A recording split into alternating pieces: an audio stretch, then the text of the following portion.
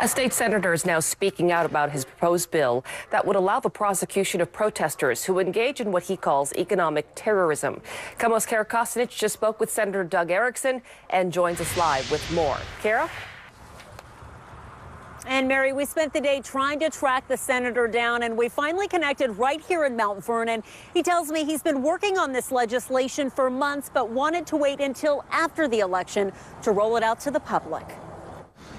Nothing in this bill infringes anybody's right to protest. Republican State Senator Doug Erickson, who served as the deputy director for the Trump campaign in Washington, is proposing a bill in our state legislature that would criminalize protest. Well, this legislation is aimed at creating a Class C felony for people who commit acts of economic terrorism which harm other people.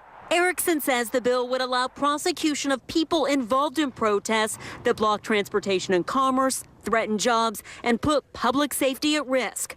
There is both support and opposition behind the bill. We're going to be very active in the community, spreading the word that civil liberties still matter now more than ever. Washington State Democrats released this statement that says in part, Erickson's plan to crack down on our First Amendment rights is straight out of the Trump playbook and has no place in America. We already have laws protecting people's lives and property. Erickson says his bill also would apply to people who fund and organize such protests. And so I think it's important that we have clear laws in place to say protesting, great, we respect that, but when you harm another person, that's not allowable in Washington State.